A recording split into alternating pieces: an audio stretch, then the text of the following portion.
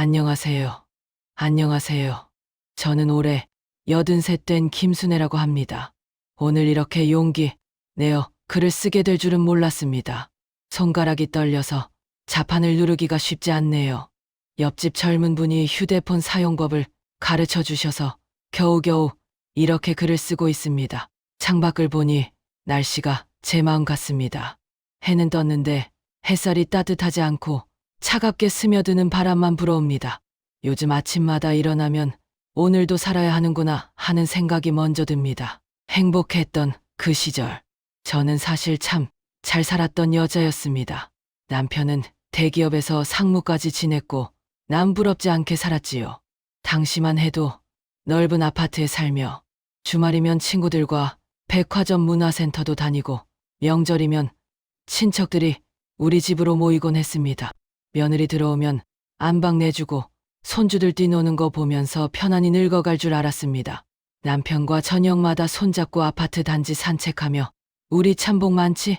하던 그때가 꿈만 같습니다. 저는 어릴 적부터 부모님 없이 자랐습니다.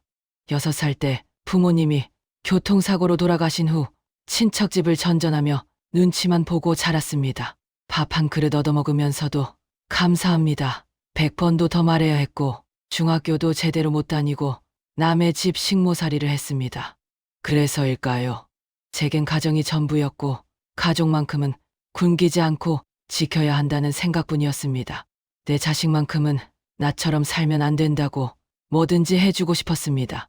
남편은 참 듬직했지요. 퇴근길마다 제 손에 빵이며 과일을 들려주던 사람이었고 결혼기념일이면 꼭 꽃다발을 사들고 왔습니다. 당신이 제일 예뻐 하던 그 목소리가 아직도 귓가에 맴돕니다. 그런데 남편이 갑작스러운 심근경색으로 세상을 떠났습니다. 12년 전 어느 가을날이었습니다. 평소처럼 출근했던 남편이 저녁에 응급실에서 차갑게 식어 있었습니다. 장례식장에서 관뚜껑이 닫힐 때 제 인생의 색깔도 함께 닫혔습니다. 아들은 그때 29이었을 겁니다. 장례식장에서 상주로 서 있던 아들이 제 손을 꼭 잡으며 말했습니다. 엄마, 제가 책임질게요. 이제부터는 제가 아버지 몫까지 하겠습니다. 엄마, 절대 힘들게 안 할게요. 그 말을 듣고 얼마나 울었는지 모릅니다. 아들의 눈빛은 참 진지했고 저도 믿었습니다. 내 자식이니 내가 믿지 않으면 누가 믿어주겠습니까? 10달 뱃속에 품고 젖먹이고 학교 보내고 키운 내 자식인데요. 하지만 그 다짐은 오래가지 않았습니다. 처음엔 괜찮았습니다. 아들이 직장 다니며 한 달에 한 번씩 찾아와 생활비도 드리고 반찬도 해다 놓고 갔습니다. 그때는 정말 기특했지요. 아들 덕분에 잘 먹고 잘 지내라고 친구들한테 자랑도 했습니다. 그런데 아들이 결혼하고 2년쯤 지나서부터 달라지기 시작했습니다. 아들은 사업을 한다며 돈을 요구하기 시작했습니다. 엄마, 이번만 도와주세요. 친구랑 사업하면 대박 날 거예요. 이번엔 정말 다릅니다. 성공해서 꼭 보답할게요. 엄마가 평생 편히 사실 수 있게 해드릴게요. 저는 그 말을 믿고 가진 걸 내어주었습니다. 남편이 남긴 퇴직금과 보험금, 그리고 평생 모아둔 적금까지 모두 내놓았습니다. 처음엔 3억을 주었습니다. 아들은 그 돈으로 작은 원룸 건물을 샀습니다. 처음엔 괜찮았어요. 월세가 꼬박꼬박 나왔고 저도 그 돈으로 생활하며 아들이 잘하네 싶었습니다. 그런데 1년쯤 지나서 아들이 또 왔습니다. 엄마, 이 건물을 담보로 대출받아서 사업 확장하면 돈 몇 배로 벌 수 있어요. 지금이 기회예요. 엄마 명의로 대출 좀 받아주세요. 안 된다고 해야 했는데 저는 그저 아들이니까 성공을 바라니까 또 허락해버렸습니다. 며느리도 옆에서 어머니, 이번엔 정말 잘 될 거예요. 믿어주세요. 하며 애원하더군요. 결국 그 사업은 6개월을 못 감당했습니다. IMF 때처럼 쓰라렸습니다. 아들은 사업 실패 후 한 달 동안 연락도 안 되더니 나타나서는 엄마, 건물 팔아서 빚부터 갚아야 해요 했습니다. 원룸 건물은 금매로 나갔고 그 돈은 고스란히 빚을 갚는 데 쓰였습니다. 제 손에 남은 건 아무것도 없었습니다. 그리고 제 집이 하나씩 작아지기 시작했습니다. 넓던 아파트는 반값에 팔렸습니다. 엄마, 당분간 작은 데로 이사해요. 제가 다시 일으켜 세울게요라는 아들 말만 믿고 조금 작은 집으로 옮겼습니다.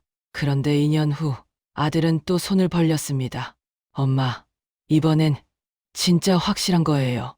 정부 지원 사업이라 실패할 수가 없어요. 저는 또 믿어버렸습니다. 그 집마저 팔고 더 작은 빌라로 이사했습니다. 그 돈마저 아들 사업 자금으로 들어갔습니다. 결과는 똑같았습니다. 실패. 이제 저는 월세 35만 원짜리 9평 남짓한 단칸방에 살고 있습니다. 부엌과 방이 하나로 붙어 있고 화장실은 너무 좁아서 몸을 돌리기도 힘듭니다. 어느새 제 집에는 가구보다 추억만 남아있더군요. 예전에 쓰던 장롱도 소파도 식탁도 다 처분했습니다. 이 좁은 방엔 들어올 수가 없으니까요. 남편과 찍은 사진들, 아들 어렸을 때 사진들만 낡은 상자에 담아 벽장에 쌓아두었습니다. 가끔 그 사진들을 꺼내보면서 울곤 합니다. 여보, 당신이 살아있었으면 하고요. 사실 며느리는 처음엔 참 고마운 사람이었습니다. 결혼 초반엔 어머니, 저녁은 제가 할게요. 어머니는 쉬세요. 하며 따뜻하게 대해줬지요. 명절이면 일찍 와서 제 일을 거들어주고 어머니 손맛이 최고예요 하며 칭찬도 아끼지 않았습니다. 아들 생일이면 저까지 초대해서 미역국도 끓여주고 어버이날이면 카네이션 달아주며 어머니 오래오래 건강하세요 했습니다. 제가 가진 게 있을 때만 그랬던 걸까요? 원룸에서 임대료 나올 때 넓은 집에 살 때는 늘 저를 공주님처럼 대하던 사람이 이젠 제게 눈도 잘 마주치지 않습니다. 작은 빌라로 이사한 후부터였던 것 같습니다. 며느리 말투가 달라졌습니다. 어머니 힘드시죠? 연세도 있으신데 어머니 혼자 사시기 불안하지 않으세요? 어머니 요즘 계단 오르내리기 힘드시죠? 처음엔 걱정인 줄 알았습니다. 그런데 계속 듣다 보니 뭔가 다른 의도가 숨어 있다는 걸 느꼈습니다. 그러더니 작년 설날이었습니다. 며느리가 주방에서 설거지하면서 지 친구에게 전화하는 걸 들었습니다.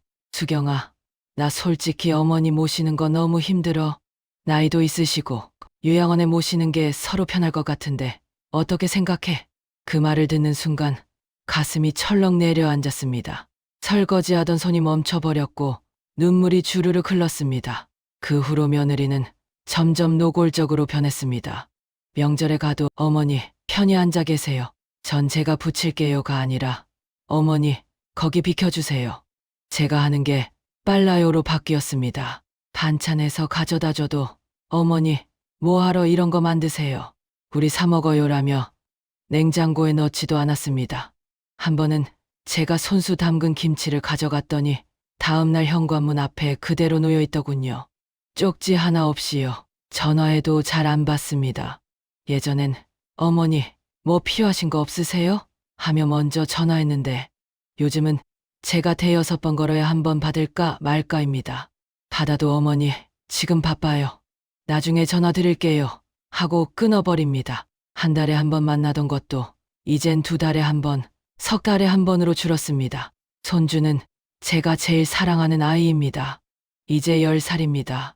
초등학교 입학할 때 손잡고 같이 문방구에 가서 책가방 사주던 게 엊그제 같은데 그때 아이가 할머니 나 이 파란색 가방 갖고 싶어 하며 환하게 웃던 모습이 아직도 눈에 선합니다. 예전 집에 살 때는 손주가 주말마다 왔습니다. 할머니 나왔어 하며 현관문 열고 뛰어들어오던 그 모습이 얼마나 예뻤는지요. 제가 만든 잡채랑 계란찜을 너무 잘 먹어서 우리 손주 맛있게 먹으니까 할머니가 행복하다 했더니 아이가 나도 할머니 좋아 하며 안겼습니다. 그런데 요즘엔 저를 찾지 않습니다. 이 단칸방으로 이사한 후 손주를 초대했습니다. 우리 손주 할머니 집에 놀러와. 할머니가 맛있는 거 해줄게. 손주는 왔습니다. 하지만 30분도 안 돼서 엄마 나 집 갈래 했습니다. 왜? 할머니랑 더 놀다 가지. 여기 너무 좁아. 그리고 냄새나.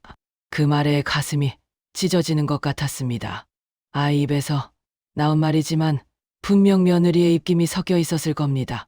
집에 가서 며느리가 뭐라 했는지 다음에 다시 초대했을 때 손주가 할머니, 나 학원 가야 해서 못 가라며 거절했습니다. 요즘은 전화해도 할머니, 나 바빠.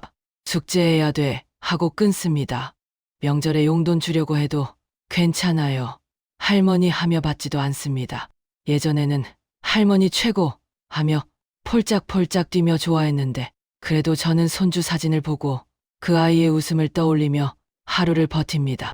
휴대폰 배경화면에 손주 사진을 넣어두고 아침에 일어나면 그 사진을 보며 오늘도 힘내자 합니다.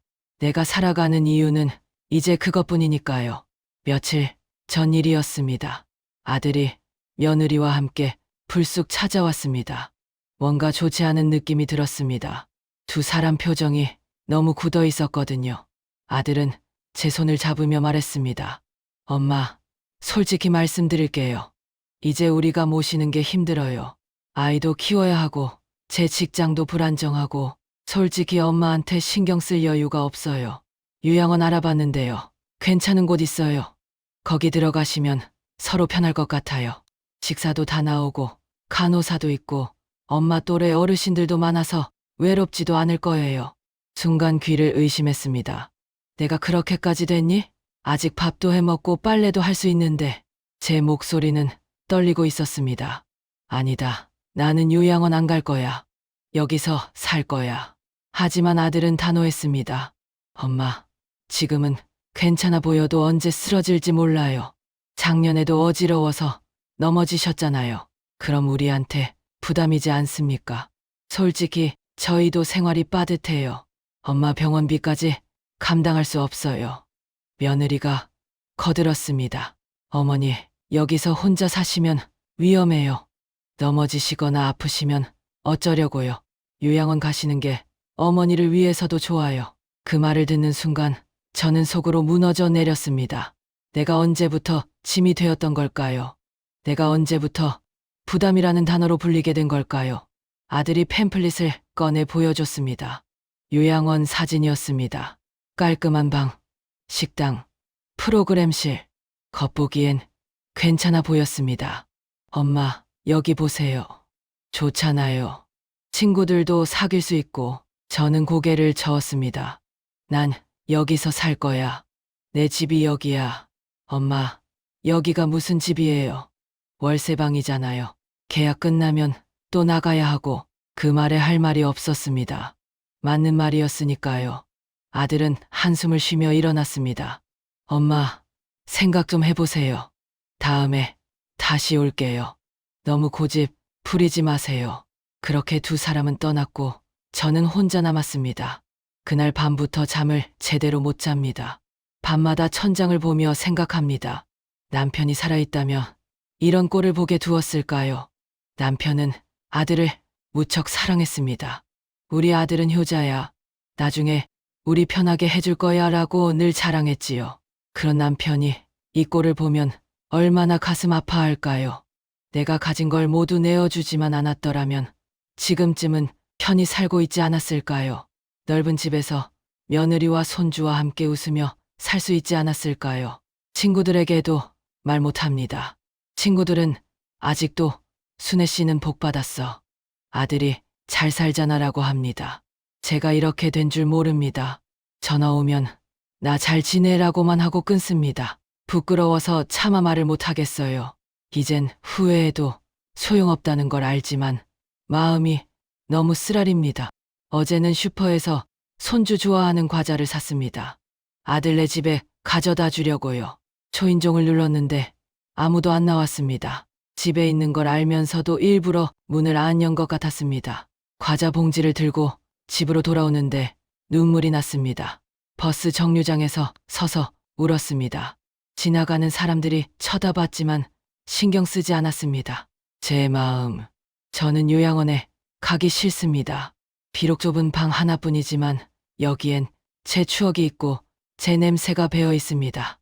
이 방 구석구석이 다 제 삶입니다. 남편 사진이 걸려 있고 손주 그림이 붙어 있고 아들 어렸을 때 상장도 벽에 붙어 있습니다. 이 집을 떠나는 건 나 자신을 버리는 것 같거든요. 요양원 간 친구가 한 명 있습니다. 전화하면 여기 밥은 맛없어. 사람 대하기 힘들어. 하루하루가 지옥이야 라고 합니다. 집에 가고 싶은데 자식들이 안 데려가. 나 여기서 죽을 것 같아. 그 말을 더 무섭습니다. 하지만 아들은 계속 압박합니다.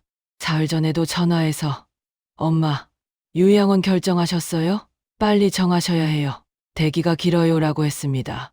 저는 정말 어쩌면 좋을까요? 제 자식 손에 떠밀리듯 요양원으로 들어가야 할까요? 아니면 끝까지 버텨야 할까요?